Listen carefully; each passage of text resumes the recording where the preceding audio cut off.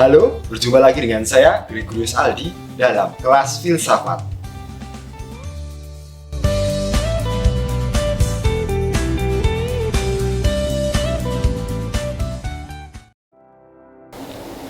Pada hari ini, kita akan membahas tentang etika menurut Thomas Aquinas. Seperti yang telah kita ketahui, Thomas Aquinas adalah salah satu filsuf yang amat populer dalam dunia filsafat, terlebih dalam filsafat abad pertengahan.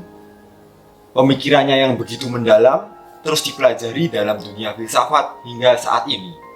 Salah satu topik yang menarik tentang filsafat yang dipikirkan oleh Thomas Aquinas adalah tentang etika.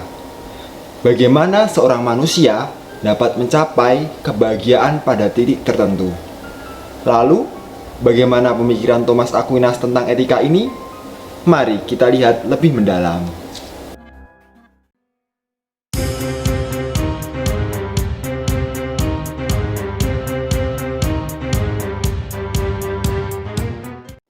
Etika Thomas mengikuti pemikiran dasar dari pemikiran etika menurut Aristoteles.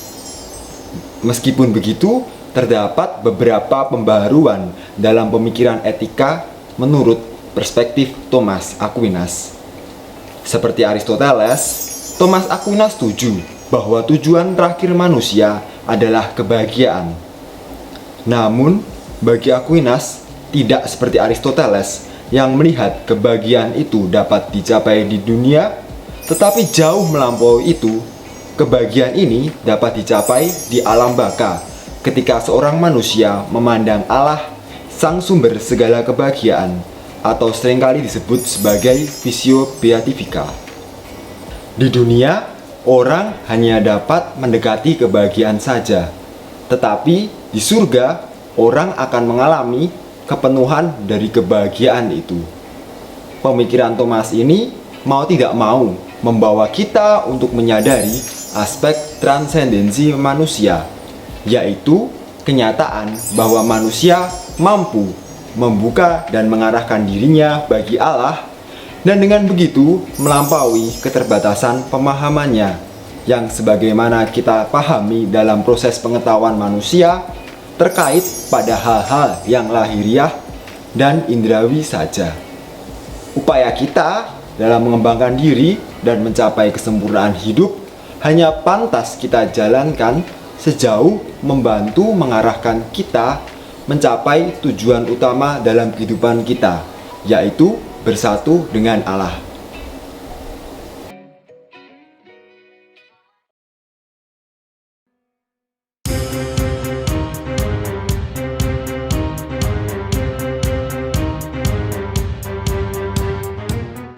Seperti yang kita pahami pada bagian sebelumnya, bahwa tujuan hidup manusia adalah agar dapat memandang Allah. Kita perlu bertanya, apakah manusia dapat mencapai kebahagiaan itu dengan kekuatannya sendiri? Thomas Aquinas melihat bahwa manusia hanyalah keterbukaan atau potensialitas tidak terhingga. Namun, ia bukanlah aktualitas tidak terhingga. Maka, dengan kekuatannya sendiri, manusia tidak dapat mencapai Allah. Manusia hanya dapat menerima Allah karena sebelumnya Allah telah memberikan dirinya sendiri lewat wahyu yang diberikan kepada manusia. Perlu disadari bahwa tindakan pemberian diri Allah ini adalah tindakan bebas dari Allah, sehingga manusia tidak dapat menuntut apapun berkaitan dengan pewahyuan tersebut. Menurut perspektif ajaran Kristiani, kerelaan Allah untuk membuka diri kepada manusia yang berdasarkan inisiatifnya sendiri, yang penuh cinta inilah yang disebut sebagai rahmat atau gratia. Jadi, berkat rahmat inilah pada akhirnya manusia dapat mencapai tujuan akhir hidupnya. Meskipun tujuan terakhir manusia ini merupakan rahmat Allah, hal ini bukan berarti bahwa manusia tidak perlu melakukan usaha apapun. Manusia yang adalah makhluk bebas memiliki kehendak untuk memilih yang baik dan yang buruk. Perbuatan yang baik akan mengarahkan manusia kepada tujuan terakhir itu. Tetapi perbuatan yang buruk akan menjauhkan manusia itu sendiri.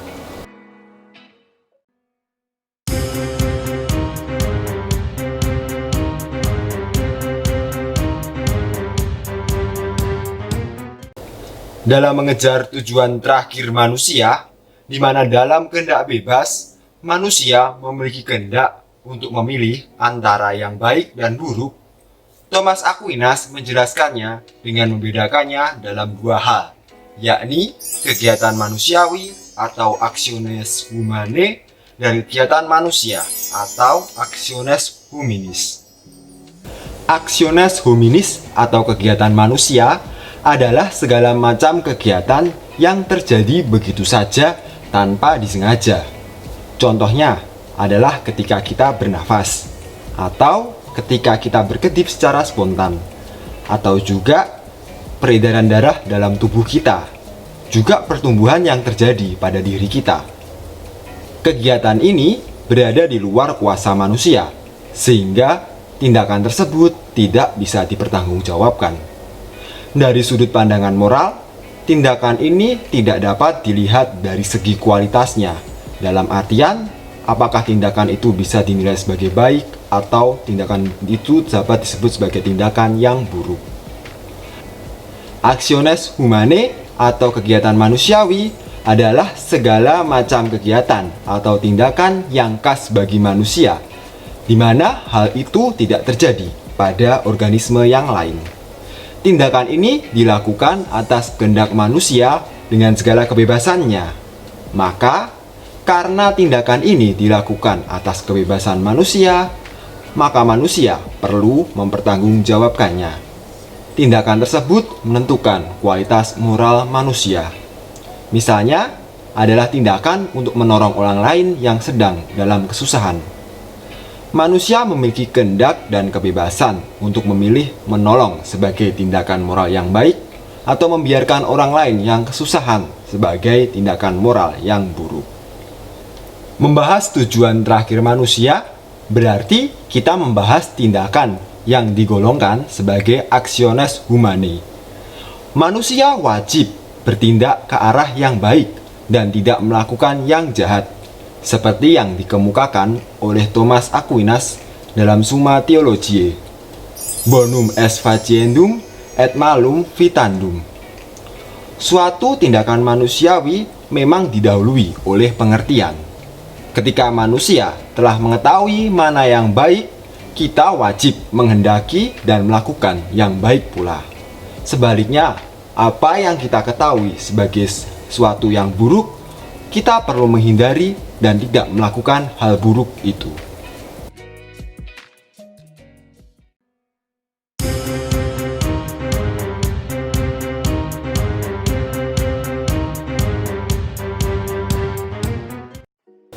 Bagaimana manusia mengetahui tindakan itu baik atau buruk?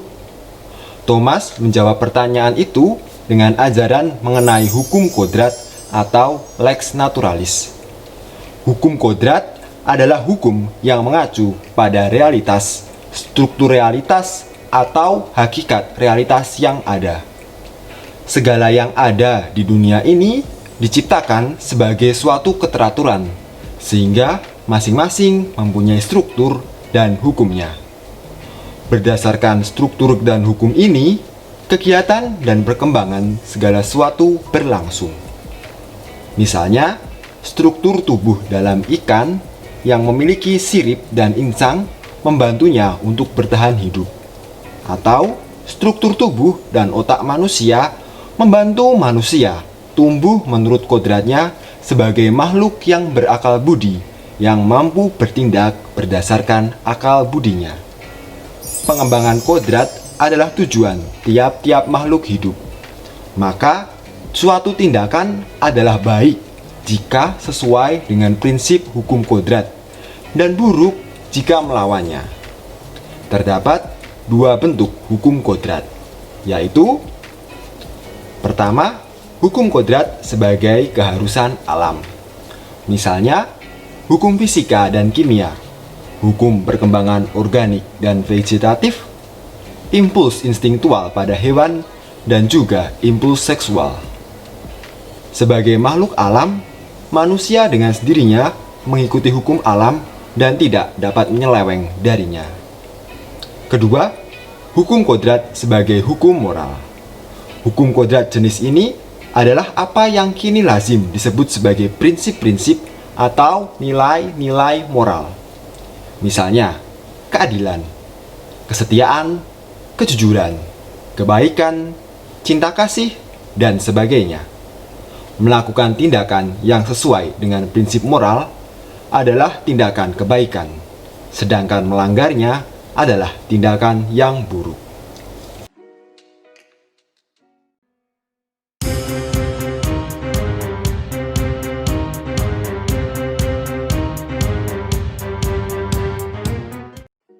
Hukum kodrat hanya memberikan prinsip-prinsip moral saja.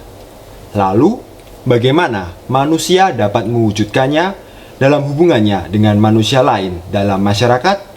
Maka dari itu, diperlukan keberadaan sebuah wahana yang disebut sebagai hukum manusia atau lex humana. Hukum ini dapat berupa undang-undang, konstitusi, hukum adat, atau hukum-hukum positif yang lain. Diharapkan dengan adanya hukum-hukum ini dapat membantu manusia dan masyarakat untuk bertindak baik, jujur, dan adil. Thomas Aquinas berpendapat bahwa segala macam peraturan dan hukum manusia harus merupakan sarana untuk mempromosikan nilai-nilai moral.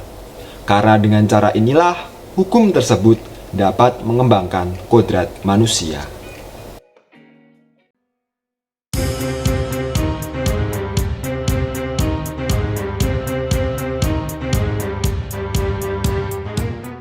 Pemikiran Thomas Aquinas berkaitan dengan etika berdasarkan hukum kodrat adalah ajaran yang luar biasa pada zamannya.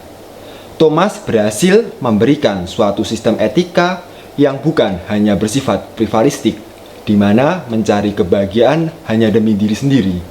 Tetapi melampaui itu, Thomas memberikan sebuah pandangan tentang etika yang bersifat sosial dan umum. Pandangan etika Thomas bersifat objektif dan dapat dipertanggungjawabkan di hadapan akal budi. Objektivitas itu dalam artian bahwa manusia hanya boleh bertindak berdasarkan hukum kodrat, bukannya berdasarkan pertimbangan subjektif belaka. Sehingga di hadapan nilai-nilai moral, manusia memiliki kedudukan yang sama. Demikian video filsafat tentang etika menurut Thomas Aquinas. Terima kasih dan sampai jumpa pada video-video berikutnya. Dadah!